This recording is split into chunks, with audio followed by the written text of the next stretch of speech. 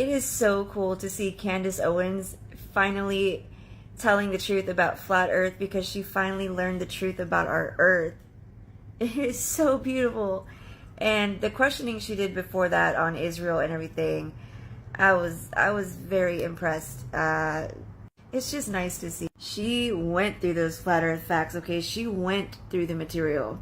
She knows what's up now. Is space CGI? Is NASA just lying to us and faking everything? Is space fake? What's going on, guys? Right here we have the sun, which is walking across the water, which I don't know how it appears that the sun is moving if apparently Earth is moving and we're spinning around it. And look at that, guys. The sun was supposedly setting, but we can just zoom in and see the sun right there. That's just moving across the sky. It wasn't setting at all. It was just moving. And we all know the law of reflection proves that light cannot walk across a curved surface. It is contained in one spot. But of course, guys, entertainment purposes only. I know the sun is 93 million miles away, even though all the images of all the stars provided to us from NASA and other space agencies look nothing like the stars and the planets that we see with our personal cameras. Isn't that crazy? Is Venus a planet? Or is it oscillating light and sound, vibrating at a specific frequency? All the stars that they show us on their CGI images look absolutely nothing like what we see with real cameras. But of course, guys, I must be lying. And NASA's telling the truth. They have our best interest in mind, even though these are all CGI. How are they getting these numbers? This doesn't make any sense. So why would NASA lie to us and not show us what the stars and planets actually look like in our solar system? Maybe we don't live in a solar system. Perhaps this image right here is CGI. It looks pretty edited to me. And why are clouds in front of and behind the sun if the sun is outside of our atmosphere and 93 million miles away? Even though the globe model makes absolutely no sense whatsoever, I know the Earth is a globe because I don't believe my five senses, and I love NASA with all of my heart.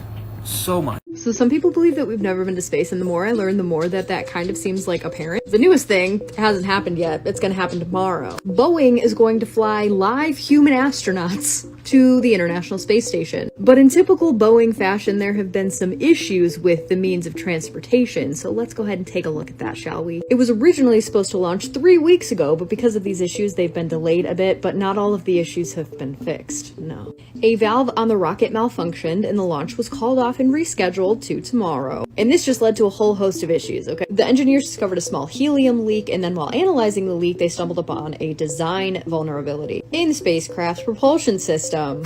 Honestly, what can go wrong? So they ended up swapping out a valve, but then they decided not to plug the helium leak, saying it won't pose a threat to safety. But that, paired with the design vulnerability on the Starliner, they determined that it could prevent the spacecraft from carrying out maneuvers necessary to return to Earth. But only under rare circumstances. Surely, nothing can go wrong. Boeing officials did say that they have a few ideas for permanent fixes for the design issue, but they'll apply them to later flights, not the one that's going on tomorrow, with the live human astronauts who are supposed to be going to the ISS. And this is all happening tomorrow in Florida. So I'll be following this pretty closely, and I look forward to hearing your thoughts about all of this down below. So NASA and Boeing have a $4.2 billion contract. You heard that right, billion with a B. And a while ago, I talked about how they found a bunch of leaks on their Starliner and decided they were just gonna go for it anyway. Well, they found more issues, so they decided to postpone it, but then they decided that they were just gonna wing it and went to the space station anyway with people on board. And as promised, I came with an update. As you can imagine, it didn't go very well. Luckily, no one is injured, but people might be stuck on the International Space Station. After years of delays and technical problems, Boeing's Starliner finally made it to the ISS with NASA astronauts Gilmore and Williams on board last week. But they don't know when it's going to be able to undock and deliver the crew back to Earth. So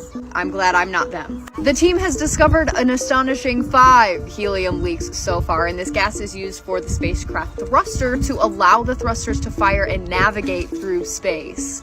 They have no navigation system now. So this was already a problem and they knew about it, but they decided to just go for it anyway, like I said before. And on its way up, it sprang even more helium leaks. Fortunately, they have about 10 times as much helium as is needed to maneuver through the near vacuum of space and return to Earth. But because of how bad the helium leaks are, they don't really know if they want to risk that, I guess. But hopefully these two can make a safe return back to Earth. As always, I look forward to hearing your thoughts about all of this down below. Crazy, if you already don't call me crazy. I definitely won the award today because I got this package in the mail. Oh, shit. Sit down. Thanks, Nathan. I am going to be the most annoying, insufferable person to be around now. Because I've already talked about this shit all the time. I just never make videos, but... we about to today!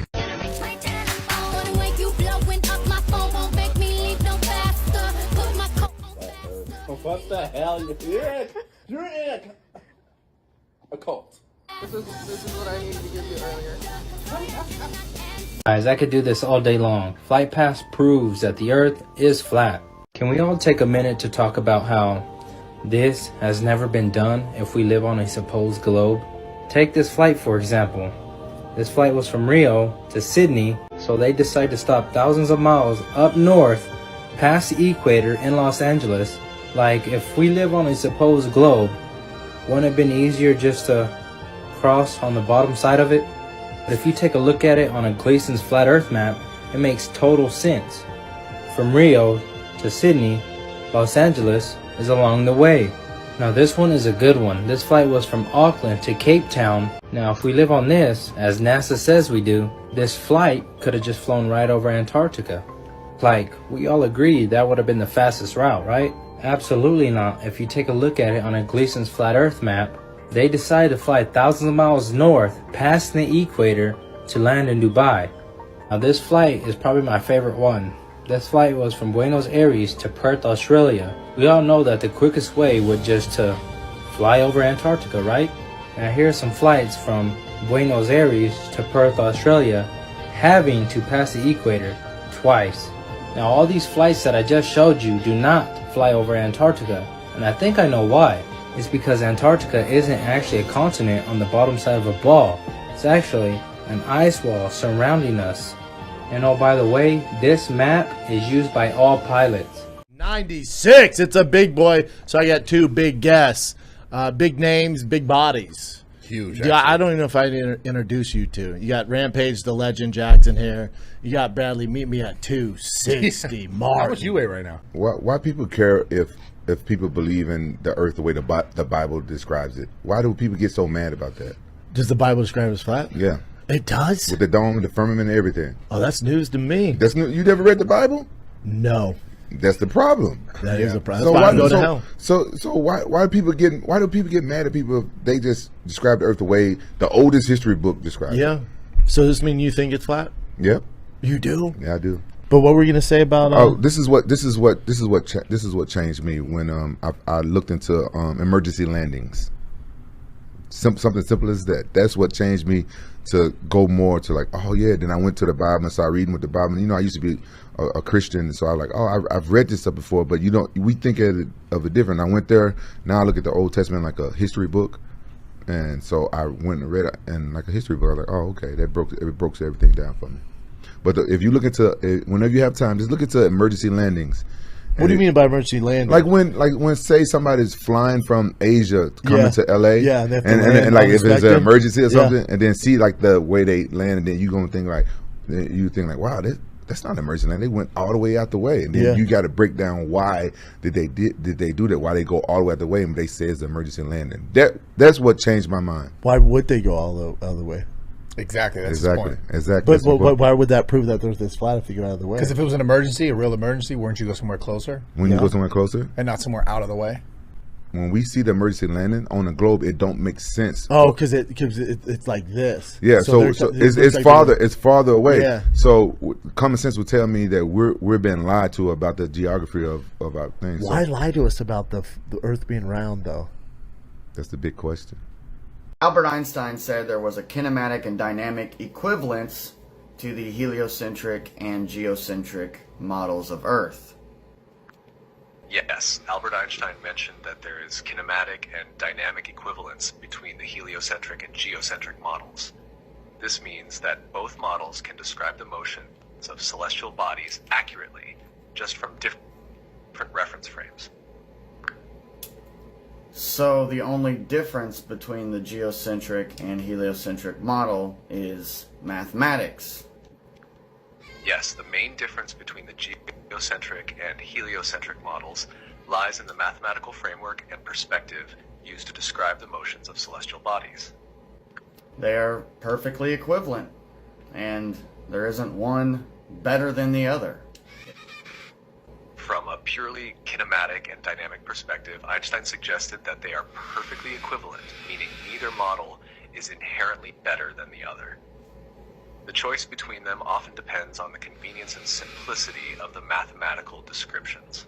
Well, the geocentric is more practical, it's more intuitive, so wouldn't that be the better model? From a practical and intuitive standpoint, you might argue that the geocentric model is better because it aligns more closely with everyday observations of the sky. This is the path that the ISS takes. I have no idea what forces could be at play to cause that sort of a spiraling orbit unless the firmament is literally a giant kid's spirograph set. You've never seen that pattern. Magnetic field lines, maybe? You ever heard of electrostatic levitation? Just by charging this PVC pipe with some wool, you can get enough electrostatic charge to cause a repulsive effect and cause things to levitate. Look at this.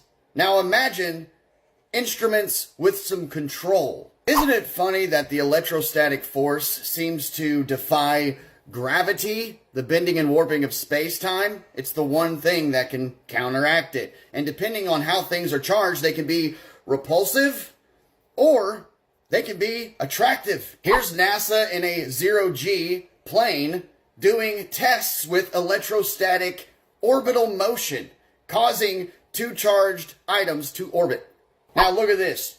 Charged bar causing this to do that. Now imagine a controlled environment where there are thrusters and things involved. Familiar, eh? And you know about the electricity in our atmosphere, that there's 100 volts per meter of electrostatic potential that can be harnessed. It's no secret, and they use this electrostatic force in electric propulsion. NASA has an electrostatic levitation laboratory. So don't you think they've figured out this anti-gravity technology using the electrostatics in the atmosphere? Used to, flat earthers were like, oh, satellites don't exist, the ISS doesn't exist.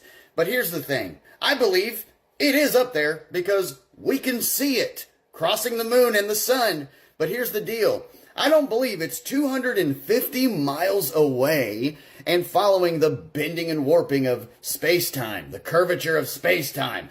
No, I believe that the ISS has so many solar panels because it uses this solar propulsion, harnessing the electrostatics in the atmosphere and having orbital motion, following these electromagnetic field lines. Those of you who waited till the end get something special. He's charging this rod with wool.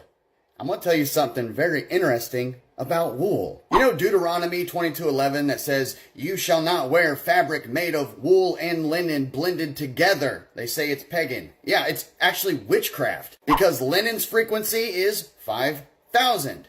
Wool is also at 5,000, but when you mix those two together, that cancels each other out to a frequency of 0. We're talking low energy, low vibration frequency. Totally explains why 100% wool t-shirts are a freaking $100. So those Bible verses that you thought were meaningless actually mean something. So as this deception is going on, they're also deceiving you in how important this field of energy is to our bodies. You know, they try to hide the fact that grounding is good for us as they make these shoes with rubber soles. They try to hide the fact that certain diets raise our frequency, vibration, and our energy field. I believe this created realm that we live in has a lot more secrets to uncover than we think. I don't want a nation of thinkers. I want a nation of workers. John D. Rockefeller, who put his money where his mouth is when he took over the public education system.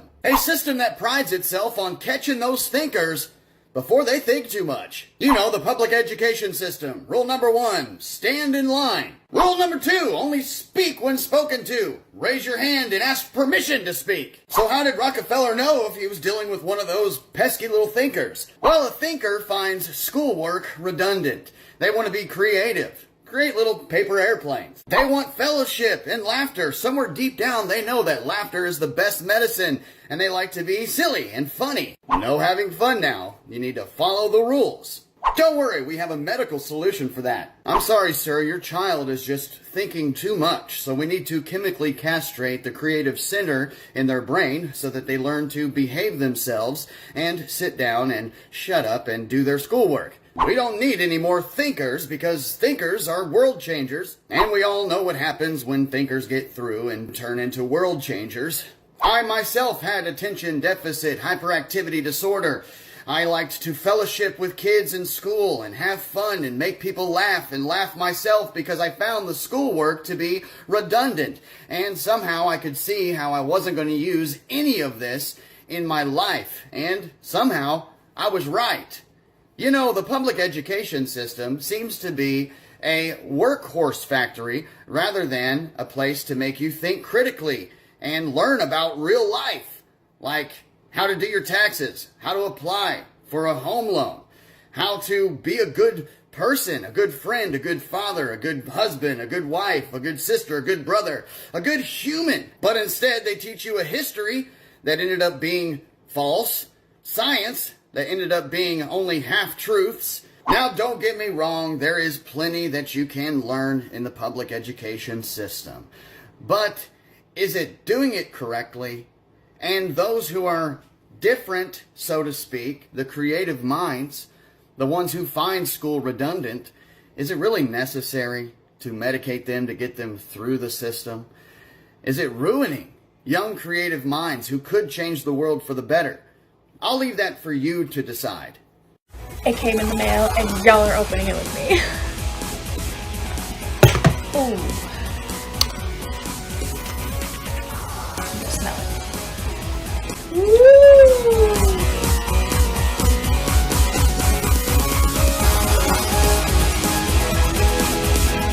Here we go. The Flat Earth map dates back over 1,000 years. This map is credited to being created by a Persian astronomer. His name was Al-Biruni and he lived between 973 AD to 1048 AD. It's the official map of the United Nations and also the United States Geological Survey. It used to be present in many places before the creation of NASA and the Antarctic Treaty in 1959. Here you see it with Admiral Byrd.